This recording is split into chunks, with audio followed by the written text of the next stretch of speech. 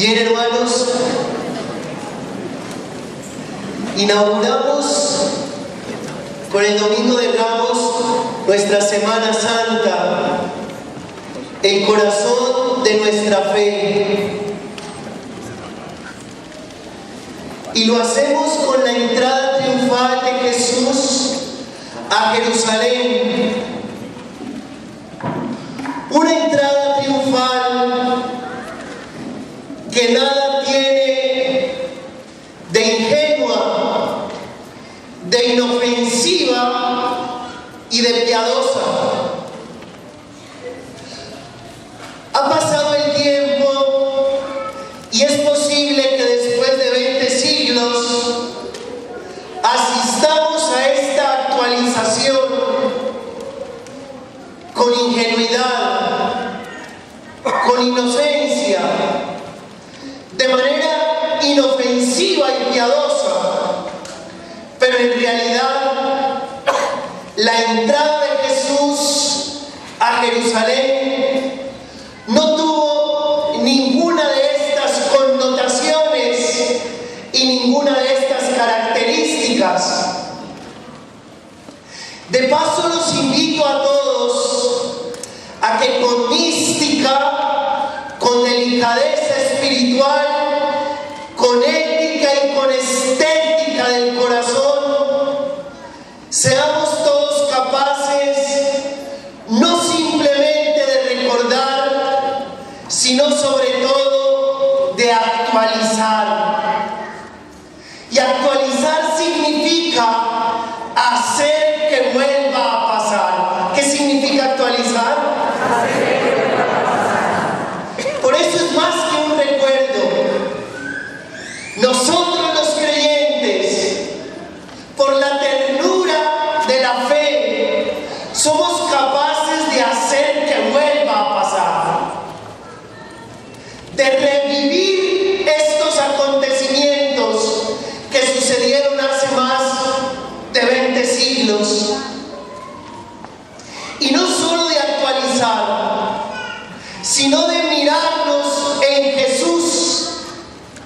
Estos días santos nos invitan a todos a hacer de Jesús nuestro espejo para mirarnos en su entrada a Jerusalén, para mirarnos en su cena con los discípulos, para mirarnos en su pasión, para mirarnos en su crucifixión, para mirarnos en su resurrección.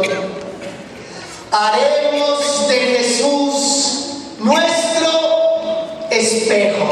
¿Qué haremos de Jesús? Y ahí, en su entrada a Jerusalén, en su última cena, en su legado maravilloso, en su entrega amorosa, en el mandato de la misericordia y del amor, en su crucifixión y en su muerte, también por supuesto en su resurrección, veremos calcada la historia de la humanidad y nuestra historia, por supuesto. Realmente, ¿qué sucedió en un día como este? Sucedieron cosas impresionantes. Era Pascua y todos los judíos se reunían en Jerusalén para celebrar la Pascua. Venidos de todos los lugares, de Macedonia, de Iturea, de Transjordania, en fin, todos hacían la peregrinación para llegar a Jerusalén, la tierra santa, donde estaba el templo del Dios Altísimo, para celebrar la Pascua. ¿Cuál Pascua? La que habían experimentado cuando salieron de la esclavitud de Egipto, cruzaron el Mar Rojo, fueron al desierto y experimentaron libertad. Fue una Pascua que trajo consigo la libertad. ¿Trajo consigo qué? La libertad. Libertad tan deseada, tan anhelada y tan ansiada por todos los seres humanos. ¿Cómo celebraban esa Pascua? Por familias descuartizaban un cordero, comían pan sin levadura, brindaban 7 veces por 7 razones. La primera Pascua, al descuartizar el cordero, usaron la sangre para pintar las jambas y los dinteles de las puertas, de tal manera que cuando pasara el ángel exterminador, respetara a los hijos de Israel.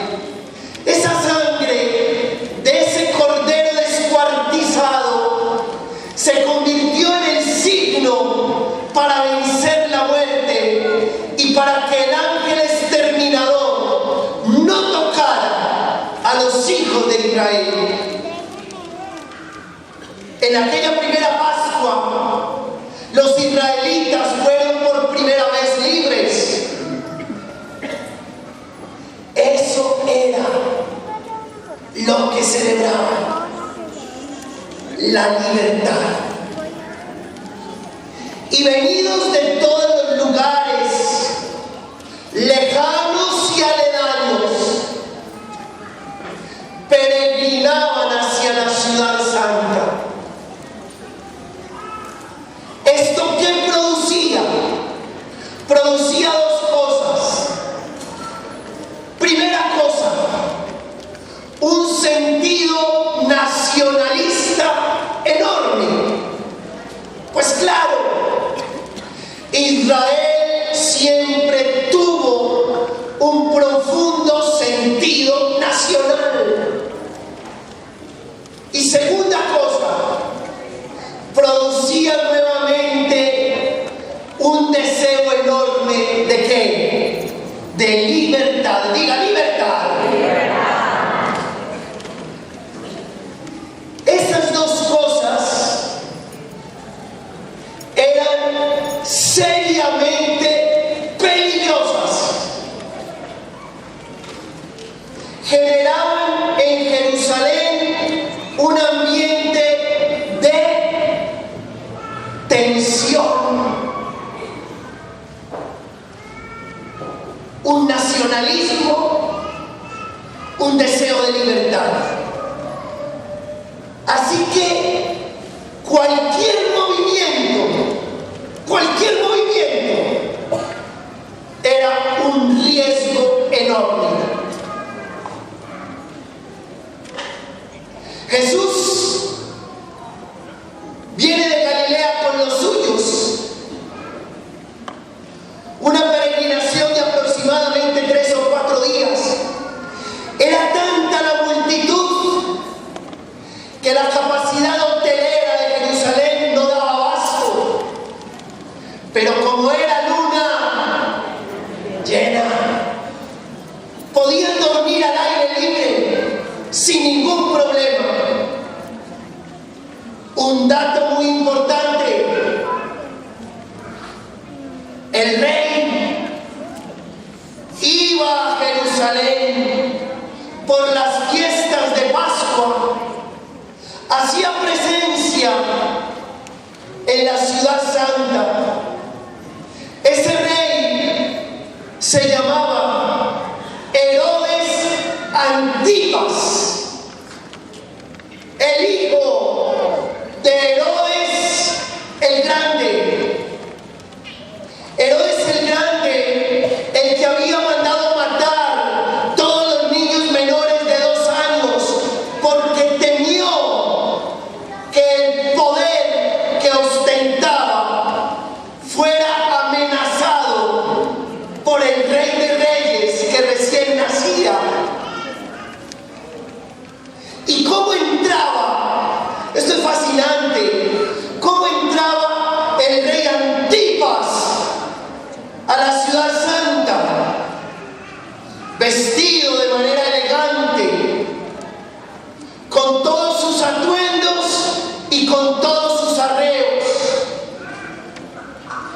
en un gran caballo y con la cohorte de soldados. Era una entrada realmente majestuosa y triunfal. ¿Y saben qué es lo que estamos celebrando? La parodia de esa entrada majestuosa y triunfal. Jesús hace una parodia, pero una parodia burlesca, irónica, y le pide a sus discípulos que no le consigan un caballo, que le consigan ¿qué? Un burro. Y no hay cohorte, no hay piquete de soldados, no hay escoltas, simplemente 12 peludos haciéndole algarabía, y muchos tantos que se unieron a esta marcha por ese sentido nacionalista y por ese deseo de libertad. ¿Qué es lo que hace el Galileo? Está haciendo una parodia de burla e ironía. Eso solo que haya hecho Jesús ya le daba como premio que la muerte en cruz. Con eso solo que hubiera hecho más que suficiente burlarse del gran emperador Herodes Antipas, burlarse de su entrada triunfal a la ciudad santa. ¿Y saben por qué? Porque Jesús se burló literalmente de los reinados humanos y de los reyes de este mundo. Por eso hablaba del reino de una manera muy distinta. Por eso decía, el reino de los cielos se parece a un granito de mostaza que se siembra y luego se convierte en la hortaliza más grande del campo, a tal punto que los pájaros vienen a hacer sus nidos en sus ramas. El reino de los cielos se parece a una pesca donde se recogen peces de toda clase. El reino de los cielos se parece a un tesoro escondido, y el que lo encuentra vende todo lo que tiene para comprarse ese terreno y quedarse con el tesoro. El reino de los cielos se parece a un vendedor de perlas preciosas que cuando se encuentra la perla de mayor valor va y vende todas las baratijas para quedarse con la perla preciosa. Jesús hablaba de un reino que no era, que no es y que no será de este mundo.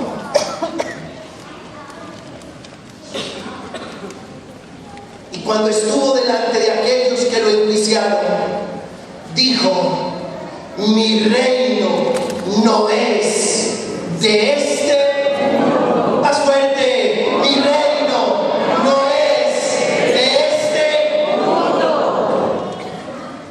Y eso nos debe quedar muy claro a todos los que estamos aquí. Del rey que estamos hablando, tengo 12 puntos, pero solo 3, para no asustarlos y no cansarles. 12, pero 3 no más. Del rey que estamos hablando es un rey que solo tiene amigos. Un rey que solo tiene ¿qué? Amigos. Distinto a los reyes del mundo que están buscando súbditos y esclavos. Jesús le dijo a sus discípulos: no los llamo siervos, los llamo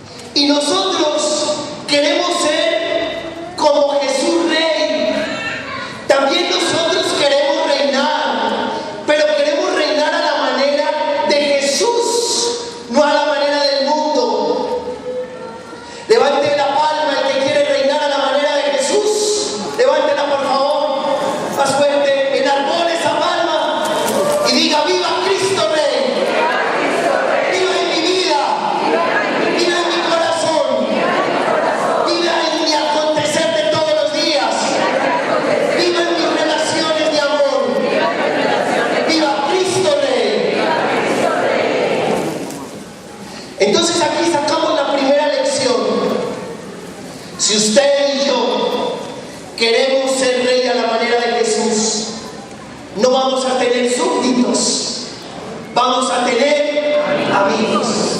Y eso significa que manejaremos relaciones de igual a igual. Eso nos pone a reinar. Cuando somos capaces de tratar al niño con la misma nobleza que tratamos al anciano, cuando somos capaces de tratar al hombre adinerado con la misma cordialidad que tratamos al pobre y miserable, cuando somos capaces de tratar con la misma altura al que no sabe de letras como al médico o al doctor, solo así podemos reinar, construyendo relaciones de igual a igual. Segundo dato: Jesús, el rey del que estamos hablando, era un gozón de la vida y sobre todo de las cosas más simples y sencillas. Todo se lo disfrutaba.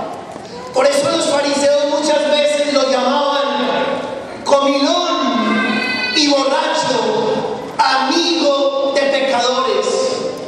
No se perdía ninguna parranda, estaba con todos y en todo, en la sencillez de la vida. Caminaba y cantaba con sus discípulos, disfrutaba y gozaba la vida con ellos, hacía poesía con los pájaros que vuelan por el aire y hacía poesía con los lirios que crecen en el campo. Todo se lo saboreaba. ¿Todo qué? Distinto a los reyes del mundo. ¿Cómo comienza uno a reinar en el mundo? Cuando comienza a tener ¿qué? El billullo. Ese que nos gusta tanto, ese que es tan atractivo, ese que nos hace creer que sin él no podemos gozar, que sin él no podemos disfrutar, que sin él no podemos vivir, que sin él no podemos salir, que sin él no podemos jugar. Pero ¿saben una cosa? Qué curioso, que cuando un ser humano comienza a ser rey, según el mundo, a razón de su dinero, aparece en un mundo de restricciones. Ya no puede ir a todas partes, ya no puede salir con todo el mundo, ya su carro tiene que ser como blindado, y ya necesita chofer y 2 o 3. Yo iba a decir otra cosa: orangutanes que lo cuiden. ¡Qué tristeza! Entonces ese rey termina viviendo en una baldosa con un mundo de restricciones. Nosotros no queremos ser reyes de esa manera, así el dinero a veces resulte tan atractivo. Nosotros queremos ser reyes a la manera de Jesús, que nos podamos gozar cada instante, disfrutar de lo sencillo, ir a todas partes y estar con todo el mundo. Denle un aplauso bien fuerte.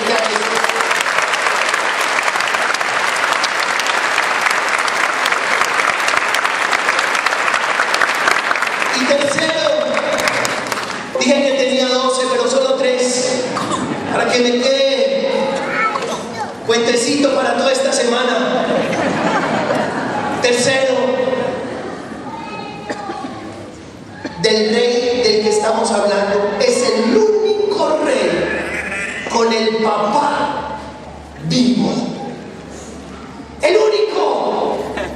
Los demás reyes tienen el papá muerto, porque si no lo tuvieran muerto, no fueran reyes, serían príncipes, porque solo serán reyes cuando se muera su padre. Sin embargo,